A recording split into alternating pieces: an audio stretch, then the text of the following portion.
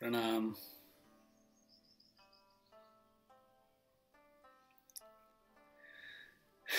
मित्र, एक प्रश्न बहुत बार बहुत सारे लोगों के द्वारा पूछा गया है कि किस तरह से आप अपने विचारों को रोक सकते हैं ध्यान के दौरान।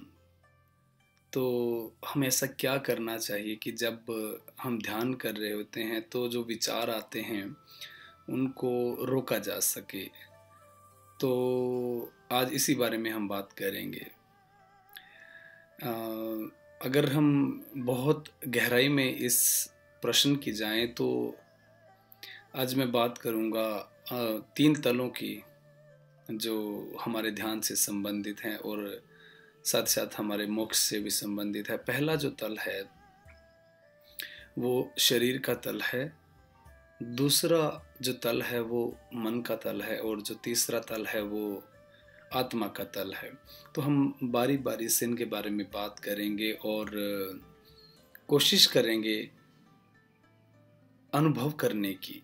क्योंकि यदि आप अनुभव करेंगे चीज़ों को तभी कुछ लाभ है ध्यान करने का, ध्यान में बैठने का और ध्यान हो जाने का। और यदि हम इन चीज़ों को सिर्फ सुनेंगे और जाने देंगे बाहर की तरफ तो इनसे कोई भी आपको लाभ होने वाला नहीं है, क्योंकि चीज़ें तो अनुभव करने से ही आपको होंगी। तो पहला जो तल है शरीर का तल, वो संबंधित है कहीं न कहीं विचारों से। तो हमें चीज़ें समझनी है पहले।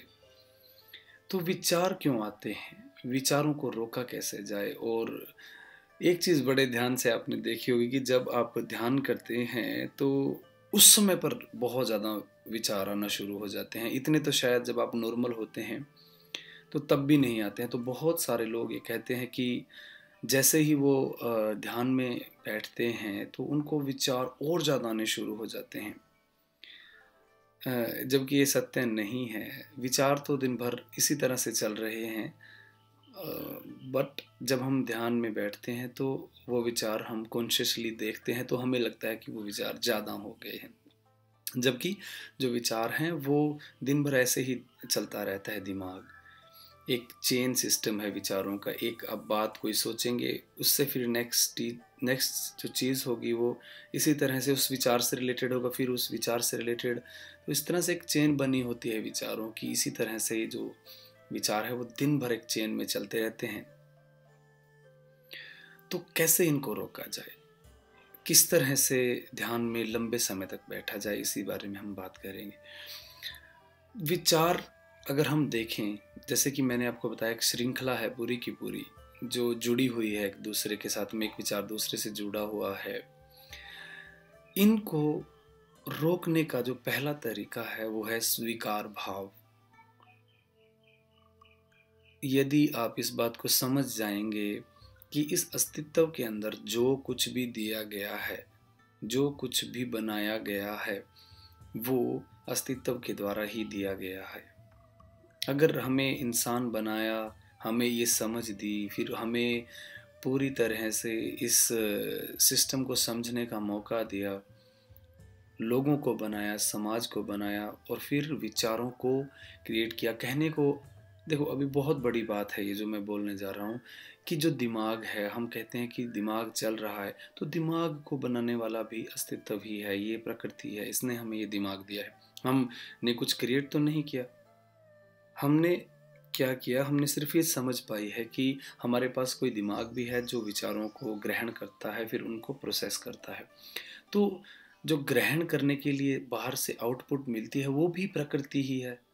पेड़ देखा जाए वो प्रकृति है, पक्षी देखा जाए वो प्रकृति हैं, और इंसान प्रकृति है। मशीन की जो समझ दी वो भी प्रकृति ने ही डाली। तो सभी कुछ बनाया तो प्रकृति का ही है। तो हम क्या करते हैं, जैसे ही हम ध्यान में बैठते हैं तो जो विचार आते हैं हम उनसे लड़ना शुरू करते हैं। लड़ना जब हम शुरू कर देते हैं विचारों के साथ में, तो एक द्वंद्व जब शुरू हो जाता है ना हमारे और विचार के बीच में, तो हमने चीज़ों को दो मान लेते हैं कि मैं और विचार अलग अलग हैं। लेकिन यदि आप थोड़ा सा इसको डीप में जाके देखें कि यदि मैं उस विचारों को स्वीकार ही कर लूँ कि वो भी अस्तित्व नहीं बनाया है, वो भी अस्तित्व नहीं दिया है, तो उसमें कोई नुकसान नहीं है। उसको आप सिर्फ़ स्वीकार कर लें कि चलो ठीक है, मैं इस विचार को भी स्वीकार करता हूँ, दूसरा उसको भी स्वीकार करता हूँ। और जब वो एक स्थिति आ जाती है कि जब हम चीज़ें स्वीकार कर लेते हैं, तो फिर वो लड़ाई ख़त्म हो जाती है आपकी और विचारों की। तो जब ये भी लड़ाई ख़त्म हो जाती है, फिर आप और विचार, एक स्थिति ऐसी आ जाती है जब आप इतने कैपेबल हो जाते हैं कि आप विचारों को देख सकते हैं कि ठीक है, मैं अलग हूँ। अब मुझे दिखाई दे रहा है कि एक विचार आया और गया, आया और गया। फिर वो लड़ाई नहीं रहती। और जब वो लड़ाई नहीं रहती तो आप खुद ये महसूस करना शुरू करते हैं कि जो विचार हैं वो धीरे धीरे धीरे धीरे धीरे धीरे अब दूर होना शुरू हो गए हैं, एक डिटैचमेंट शुरू हो गया है। तो ये एक बहुत बड़ा सूत्र है, अगर मैं कहूँ तो। यदि आप स्वीकार कर लें विचारों को, लड़ाई नहीं करनी है, तो जब भी आपको लगे कि विचार, ध्यान के दौरान और ज़्यादा विचार आ रहे हैं और चीज़ें बढ़ रही हैं, तो इस सूत्र को याद रखें कि लड़ना नहीं है विचारों के साथ में, उनको सिर्फ स्वीकार कर लेना है। तो मैं उम्मीद करता हूँ आप इस बात को समझने का प्रयास करेंगे कि विचारों से किसी भी तरीके से लड़ना नहीं है, उनसे कोई ऐसी लड़ाई जारी नहीं रखनी है, उनको मित्र बना लेना है और देखते रहना है। उनको आप बोलो कि आओ, मैं स्वीकार करता हूँ तुम्हें भी। तो एक बहुत बड़ा सूत्र है स्वीकार का। और तंत्र की अगर बात करें तो तंत्र कहता है कि स्वीकार कर लो सब कुछ, वहाँ पे कुछ भी बुरा नहीं है। तो ये तो थी विचारों को समझने का, विचारों को देखने का एक सूत्र। अब एक बहुत बड़ी चीज़ जो इसी से रिलेटेड है, वो बहुत सारे लोगों ने पूछी है कि मैंने कुछ बातों में, कुछ अपने संदेशों में ये बताया है कि हमें तैयारी करनी चाहिए ध्यान के लिए और शुद्धिकरण के लिए भी बोला है। तो बहुत सारे लोगों ने उनमें मुझे गालियाँ भी दी हैं, मुझे बहुत बुरा भी कहा है, और मैं समझ सकता हूँ वो जायज़ भी है कि वो लोग जिस स्तर से बोल रहे हैं, जो उनके पास में वो दे वो ही सकते हैं। तो ये शुद्धि कैसे करें हम लोग? ये बहुत बड़ा प्रश्न एक निकल के आया है, और मैं आगे कोशिश करूँगा कि इन प्रश्नों के बार-बार जवाब दे सकूँ। एक एक छोटी-सी और बात यहाँ पे कहना चाहूँगा। बहुत सारे मित्र एक बहुत ज़्यादा शिकायत करते हैं कि मैं रेगुलरली ये रिकॉर्ड नहीं करता हूँ, कुछ लोगों को भेजता नहीं हूँ, संदेशों के रिप्लाई नहीं देता हूँ, तो वो एक बहुत बड़ी शिकायत है लोगों की। तो मैं ये आप सभी को बताना चाहता हूँ कि मैं एक बहुत स्पॉन्टेनियस लाइफ़ जीता हूँ, और मुझे नहीं पता होता है, ना मेरी कोई प्लानिंग होती है कि मैं अगले क्षण क्या करूँगा। हो सकता है एक क्षण मैं हारमोनियम बजा रहा हूँ और अगले ही क्षण पे अ, मैं साइकिल चला रहा हूँ। तो कुछ भी प्लानिंग मैं नहीं कर रहा हूँ ज़िंदगी के बारे में, एक स्वीकार भाव से स्पॉन्टेनियस लाइफ़ में जीता हूँ। तो मैं क्षमा चाहता हूँ कि मैं आप सभी के जवाब नहीं दे सकता, और इतना समय नहीं भी होता है कई बार मेरे पास कि मैं इन सब चीज़ों में इतना घुसूँ कि सारा दिन ये करता रहूँ। तो जो भी एक महत्वपूर्ण प्रश्न सभी के लगेंगे, हम उनके बारे में लगातार बात करते रहेंगे। तो अब बात आती है शरीर की शुद्धि की, कि शरीर की शुद्धि कैसे की जाए। अब एक बात आप लोगों को बहुत ज़रूरी है समझनी, कि जो ध्यान है वो पूरी तरह से एक साइंस है, एक विज्ञान है। इसमें अगर देखा जाए, कुछ भी ऐसा नहीं है कि अ, एक साथ ही स्पिरिचुअल, जिसको अध्यात्म बोलते हैं, एक स्तर पे आपको ठीक है वो लगेगा कि अध्यात्म से संबंधित है, परंतु पहले ये एक साइंस है। जैसे हमारा शरीर एक साइंस है, हमारे शरीर से बहुत सारी चीज़ें जुड़ी हुई हैं। हम सांस लेते हैं, सांस की वजह से ऑक्सीजन जाती है शरीर के अंदर, फिर उस ऑक्सीजन के सहारे से खून बनता है, वो पूरे शरीर में जाता है। तो एक पूरा का पूरा मैकेनिज्म है, एक साइंस है। तो जो ये साइंस है, हम साइंस को प्रयोग करने के लिए हमें साइंस को समझना भी ज़रूरी है। अब मैं शरीर की शुद्धि के लिए बार-बार आप सभी को बोलता हूँ कि शरीर की शुद्धि के लिए आप लोग काम करिए। वो सिर्फ़ इसलिए क्योंकि जब हम इस समाज में जीते हैं, बहुत सारी ऐसी चीज़ें हैं जो हम अपनी मर्जी से नहीं कर पाते, जैसे कि हंसना है, रोना है, या कोई अन्य इमोशन है हमारा, या प्रेम है, वो हमें कहीं ना कहीं सामाजिक तौर पर समाज की मर्जी से करना पड़ता है। मान लीजिए कोई ऐसी जगह है जहाँ पर सभी लोग हंस रहे हैं और आपको किसी ऐसी घटना की याद आ जाती है जिसने आपको बहुत रुलाया हो और आपका मन रोने का हो, तो हम ऐसी चीज़ों को दबा लेते हैं। दबाने की वजह से अब होता क्या है, वो चीज़ें शरीर के अंदर हैं, वो चीज़ें हमारे खुद के भीतर रह जाती हैं, और जब वो चीज़ें भीतर रहती हैं तो एक ब्लॉकेजेस, एक रुकावट शरीर के अंदर आ जाती है। ये रुकावट बहुत तरह से होती है। शरीर के अंदर ब्लॉकेजेस हो जाती हैं, खून के अंदर ब्लॉकेजेस हो जाती हैं, और इन ब्लॉकेजेस की वजह से जो ध्यान की प्रगति है उसमें बाधा आती है, क्योंकि खून जब तक फ्लो नहीं करेगा, पूरी तरह से हमारी बॉडी रेडी नहीं है, तो ये असंभव है। अब मैं एक उदाहरण मैं बार बार वही देता हूँ, एक 100 वाट का बल्ब है। अब हम लोग कोशिश कर रहे हैं एक इनफाइनाइट ऊर्जा को, एक अतुलनीय, जिसको तोला नहीं जा सकता, उस ऊर्जा को ग्रहण करने की। अब 100 वाट का बल्ब एक 1 लाख मेगावाट, अगर मैं उदाहरण के तौर पे बताऊं, को रिसीव करने की कोशिश कर रहा है, तो वो नहीं कर पाएगा, वो बल्ब टूट जाएगा। तो इसी तरह से शरीर की तैयारी ज़रूरी है, उसको जो है एक सिंक्रोनिसिटी जिसको हम बोलते हैं, एक सिंक्रोनाइजेशन करने के लिए वो ज़रूरी है। जैसे एक 2 डिवाइस ब्लूटूथ पे काम करते हैं, उनको एक पर्टिकुलर क्षेत्र में, एक पर्टिकुलर रेंज में आना ज़रूरी है। तो उस ऊर्जा के लिए साइंस की बात से आपको समझा रहा हूँ, वो आना ज़रूरी है। तो कुछ लोग बोलते हैं कि शरीर की तैयारी क्यों करें हम, हमें तो ऐसे ही हो जाएगा। तो शरीर की तैयारी इसलिए ज़रूरी है ताकि वो जो संभावना है एक इनफाइनाइट ऊर्जा को ग्रहण करने की, वो तैयार करी जा सके, ताकि उस पर काम किया जा सके, उसको रिसीव किया जा सके। अब यहाँ पे एक और प्रश्न आता है कि फिर शरीर की तैयारी कैसे करें।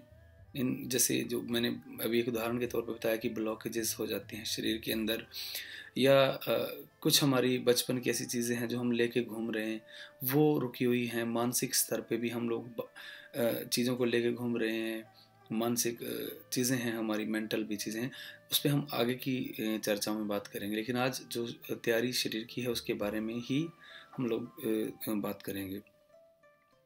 तो इन ब्लॉकेजेस की वजह से जो दिक्कत आ रही है, वो ध्यान में भी दिक्कत करेगी, बैठने नहीं देगी। कभी लगेगा कि यहाँ पे कुछ ऐसा हुआ, कुछ हिल गया, ऐसे लगता है कि कुछ पीठ में कुछ कंपन हो गया, या फिर ऐसा माथे में कंपन हो गया, या फिर किसी शरीर के अलग भाग में, या फिर यहाँ पे कंपन हो गया। तो वो कंपन एक तरह से शरीर फ्लो में आना चाहता है, खून फ्लो में आना चाहता है, और वो कंपन हमें जो है किसी न किसी तरीके से रोक रहे हैं। वो शरीर वहाँ पे रुकावट हो रही है शरीर के अंदर। जब शरीर के अंदर रुकावट हो रही है तो ध्यान में भी रुकावट होगी, क्योंकि वो कंपन हो गए, और कंपन कहीं ना कहीं हमें तंग भी करेंगे। तो जो शरीर की शुद्धि है, जो शरीर की तैयारी है, वो इसलिए बहुत ज़्यादा ज़रूरी है। तो मैं उम्मीद करता हूँ उन सभी मित्रों को ये उत्तर मिल गया होगा जो ये जानना चाहते हैं कि शरीर की तैयारी किस लिए करें। अब बात आती है शरीर को तैयार कैसे करें, कैसे शरीर को तैयार किया जा सके। इसके लिए हम बहुत सारी चीज़ें कर सकते हैं। ये जो रुकावटें हैं, इनको दूर करने के लिए बहुत सारे लोग, अगर हम देखें, हम प्राचीन समय से ही खेलों को बहुत महत्व देते हैं। खेल हमारी ज़िंदगी का एक अहम हिस्सा हैं, और सभी लोग, सभी देश ओलंपिक करवाते हैं, बहुत तरह के खेल खेलते हैं। तो जो खेल है वो सिर्फ इसलिए ही नहीं खेले जाते हैं कि हमें वहाँ पे जीतना है, कोई हमारे वहाँ पे प्रतिद्वंदी हैं, हमें उनसे आगे निकलना है, या मैं अगर हम अमेरिका का हूँ तो मुझे चीन से आगे, वो इसलिए नहीं होते। उनका आज व्यवसायीकरण है, वो अलग बात है। ये जो जितने भी खेल हैं उनका एक मकसद है। जब भी आप खेल खेलते हैं, यदि आप खेल खेलते हैं, खिलाड़ी रहे हैं, तो आपको एक चीज़ पता होगी, जब आप खेल खेल रहे होते हैं उस समय विचार खत्म हो जाते हैं, उस समय विचार शून्य हो जाते हैं।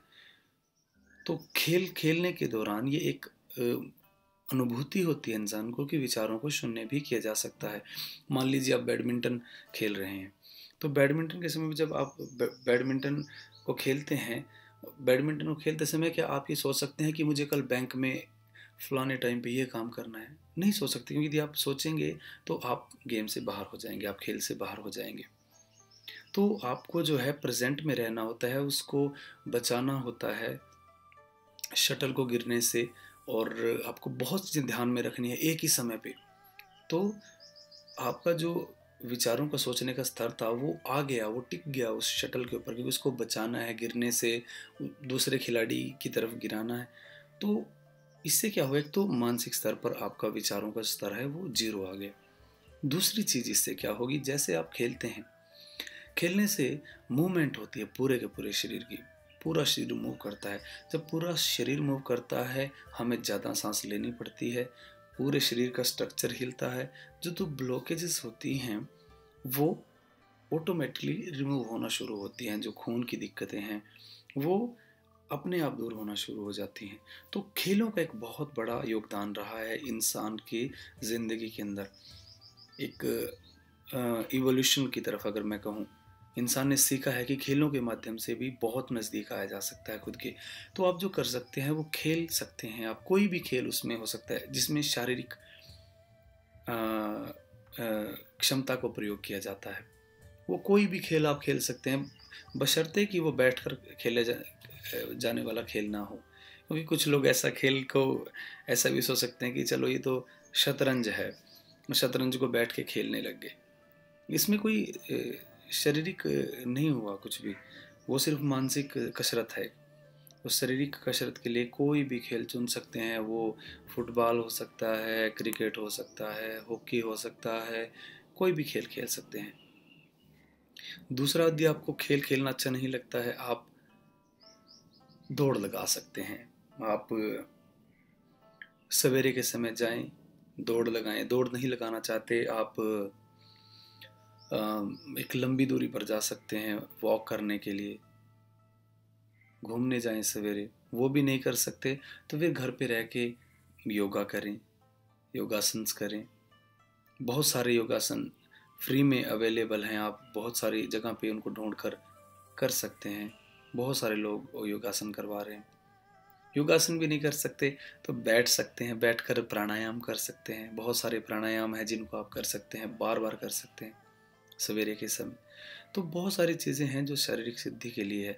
अगर आप सोचेंगे कि एक तो खिलाड़ी खेल रहा है, एक योगी खेलने के लिए गया, उसमें और बैठकर प्राणायाम करने में तो बहुत फ़र्क है। बैठ गए और प्राणायाम किया, लेकिन यदि आप प्राणायाम करेंगे तो आपको एक चीज़ निकल कर बहुत बहुत सामने आ जाएगी कि ये कोई आसान काम भी नहीं है। कि प्राणायाम, मान लीजिए कपालभाति को 10 मिनट करना, इतना भी शुरू में आसान नहीं है।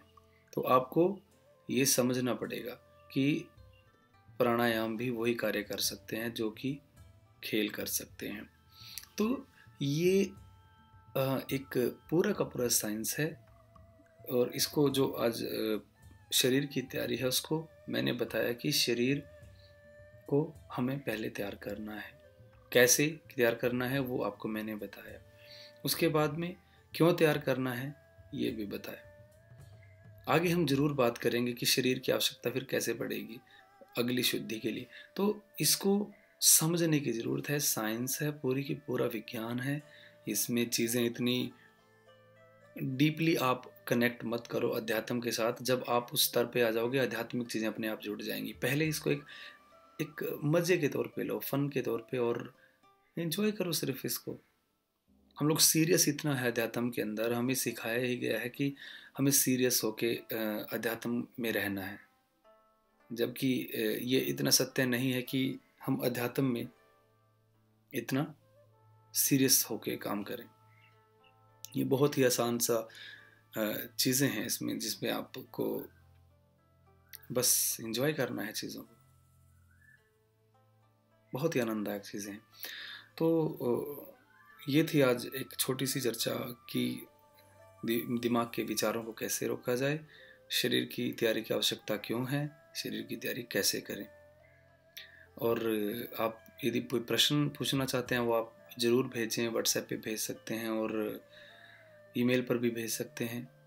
तो हम ज़रूर, अगर यदि आपका प्रश्न ऐसा है कि जिसके बारे में बात की जाए, तो हम ज़रूर बात करेंगे।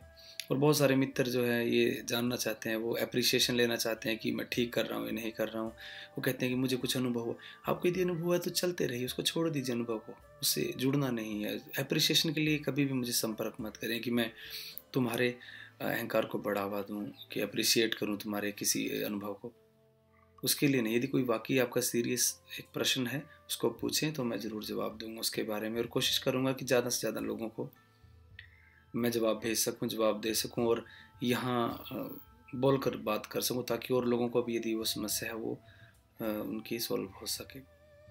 तो आप लोग आनंदित रहिए, पूरी तरह से ज़िंदगी को खुश होके लीजिए, और अपने आसपास में प्रेम बाँटिए जितना भी हो सके, और चीज़ों को थोड़ा-सा समझने का प्रयास करें।